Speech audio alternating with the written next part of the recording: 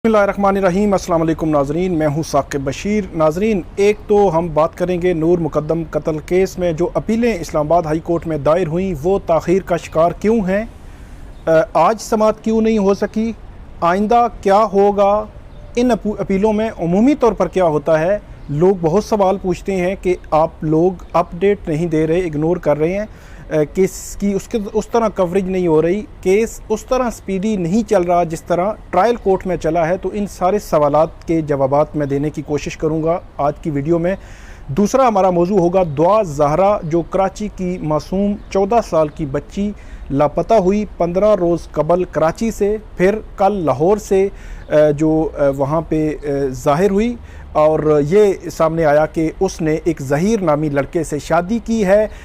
उसने 2 किस्म की दरख्वास्तें जो है वो लाहौर हाई कोर्ट में दायर की, उन पे थोड़ी सी बात करेंगे और आइंदा अब उसमें क्या हो सकता है इस सिनेरियो पे बात करेंगे।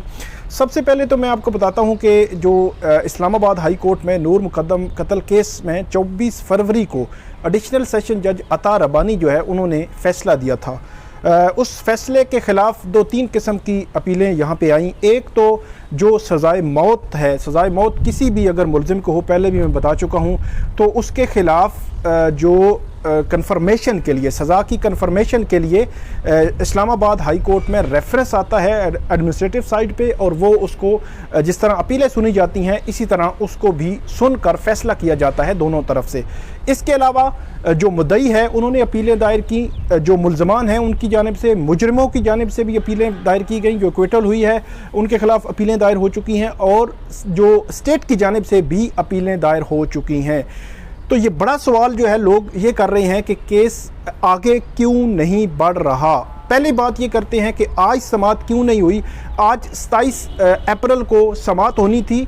जो नूर मुकद्दम कत्ल केस में अपीलें हैं, जो मुजरिमों की अपीलें हैं, मुद्दई की अपीलें हैं या स्टेट की अपीलें हैं, तमाम पे, लेकिन ये बताया गया है हाई कोर्ट की जानिब से कि बेंच की अदम दस्तयाबी के बायस, 2 रुकनी बेंच है जो इस केस की समाअत कर रहा है, तो अदम दस्तयाबी के बायस उस केस की समाअत नहीं हो सकी। तो ये आप कह सकते हैं कि 2 माह और 3 दिन के बाद ये केस अभी ज़ीरो पर खड़ा है।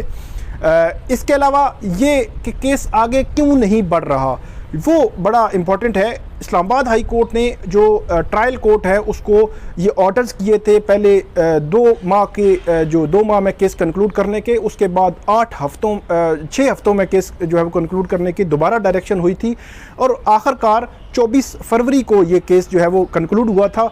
20 जुलाई 2021 का ये वाक़या था। तो बड़ा स्पीडी ट्रायल हुआ था। तकरीबन 5 जब इस पे फ़र्द जुर्म आयद हुई थी तो उसके बाद 14 अक्टूबर को फ़र्द जुर्म आयद हुई थी, तो उसके बाद ये तकरीबन 5 माह बनते थे, 4 माह, 5 साढ़े 4 माह। तो उसके दौरान ये बड़ा स्पीडी ट्रायल था इस्लामाबाद की हिस्ट्री का। उसके बाद अपीलें यहाँ पे आती हैं, तो इस्लामाबाद हाई कोर्ट ने वहाँ तो डायरेक्शन दी हुई थी, यहाँ अब कोई डायरेक्शन नहीं है। अपीलें हमेशा से एक रूटीन में आगे बढ़ती हैं, रूटीन में उन पर फ़ैसला होता है, रूटीन में उनको सुना जाता है। ये आप कह सकते हैं कि जिस दिन इस पे बाकायदा अपीलों पे समाअत होगी, आज समाअत नहीं हुई तो अब 19 मई 2022 की तारीख पड़ी है, मतलब तकरीबन 1 मंथ के बाद, तकरीबन 25 रोज़ के बाद इस पर समाअत होगी। तो जब समाअत होगी तो उस वक़्त अगर जो मुद्दई साइड है उसके वकील ने ये कहा कि इन अपीलों को भी उसी तरह स्पीडी जो है वो चलाया जाए, इनको कंक्लूड किया जाए, इन पर फैसला किया जाए, उसके बाद अदालत जो है, मुतलका बेंच जो है, जस्टिस आमिर फारूक की सरबराही में 2 रुकनी बेंच इस मैटर को भी देख सकता है कि क्या इन अपीलों को जल्दी चलाया जा सकता है या नहीं। जब तक के कोई स्टैंडिंग कोई ऑर्डर्स नहीं होंगे तब तक ये अपीलें रूटीन में चलती रहेंगी। और रूटीन में मैं आपको पहले भी 4-5 दफ़ा बता चुका हूँ कि रूटीन में हमेशा अपीलें जो है वो 4-4 साल भी लग जाते हैं उमूमी तौर पर।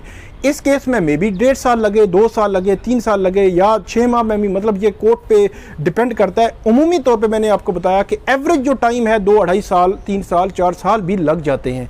उसके बाद मामला सुप्रीम कोर्ट में जाना है और उसके बाद सुप्रीम कोर्ट ने डिसाइड करना है। मतलब ये तय हो गया कि जब तक कि अदालत ये तय नहीं करती कि इसको केस को हमने स्पीडी चलाना है, वीकली हमने इसको सुनना है, इसकी अपीलों पर जो है वो समाअत करनी है, तब तक इसी तरह आपको ये मिलता रहेगा कि इसी तरह ये केस चलता रहेगा। अब आप ये कहेंगे कि हम अपडेट क्यों नहीं देते, इग्नोर कर रहे हैं, तो जब अपडेट होती नहीं तो हम देते नहीं।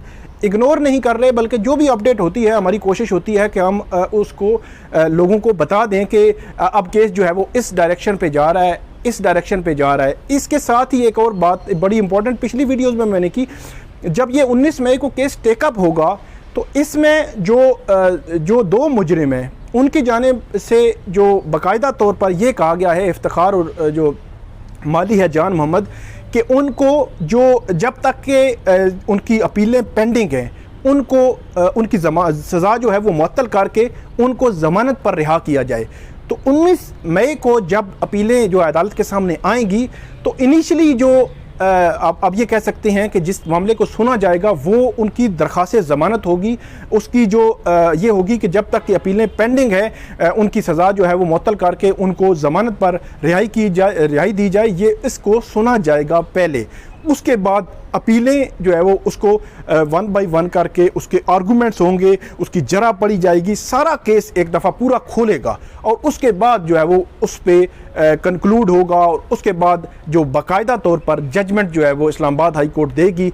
तो ये सारा सिनेरियो है जो बताना आपको ज़रूरी था, क्योंकि लोग बहुत सवाल करते हैं, पूछते भी हैं, हम बता भी देते हैं, लेकिन बाज़ औक़ात लोग गिला कर रहे होते हैं कि शायद इग्नोर कर दिया गया है।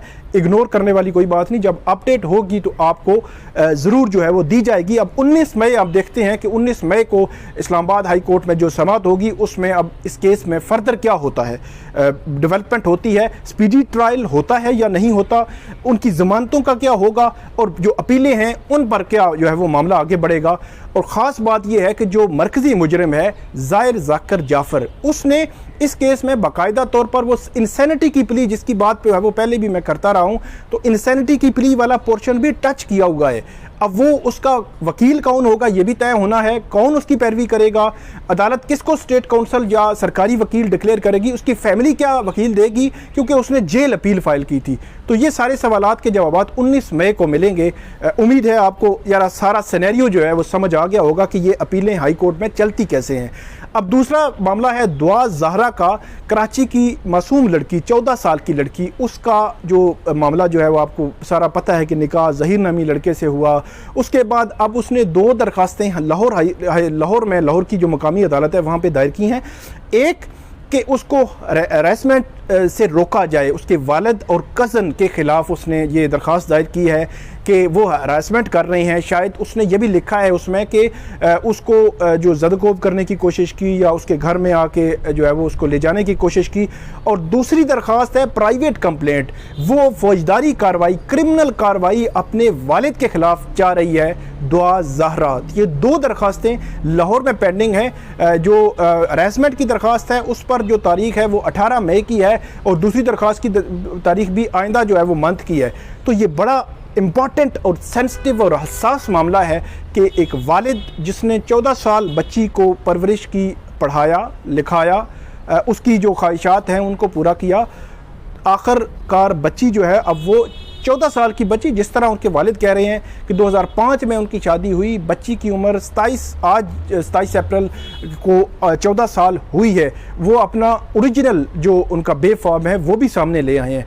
तो ये बड़ा सेंसिटिव मामला है, इसको सोसाइटी को इस पर कोई यकजा होने की, एक मुश्तरका आवाज़ उठाने की भी ज़रूरत है। कानून साजी तो हुई है, जो सोशल मीडिया का इस्तेमाल है उसको भी देखने की ज़रूरत है, बच्चों के साथ लिंक रहने की भी ज़रूरत है, ताकि ऐसी जो चीज़ें हैं, मेरा ये ख्याल है कि 14 साल की बच्ची को शायद अभी शादी का इल्म भी ना हो कि शादी चीज़ क्या होती है।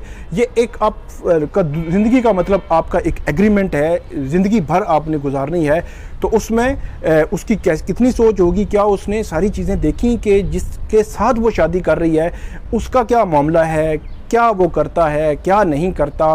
तो ये सारे सिनेरियोज़ जो हैं सोसाइटी में सवालात उठ रहे हैं, एक डिबेट जनरेट हो रही है। मेरा ये ख्याल है कि सोसाइटी को कोई कंक्लूजन निकालना चाहिए। कवानीन मौजूद हैं, इस्लामिक लॉज मौजूद हैं, तो इस तमाम को देखते हुए ताकि ऐसे वाक़यात जो हैं, कम से कम 14 साल की बच्ची इस तरह अगर चली जाए कराची से लाहौर तक, तो ये बड़ा एक लम्हाए फ़िक्रिया है मेरी नज़र में। आप इस पर जो है वो मुख्तलिफ ओपिनियन भी रख सकते हैं। तो ये थी नाज़रीन आज की 2 हमारी अपडेट्स, उम्मीद है आपको पसंद आएंगी। इस पर आप फ़ीडबैक ज़रूर दीजिएगा, कमेंट ज़रूर कीजिएगा। बहुत शुक्रिया।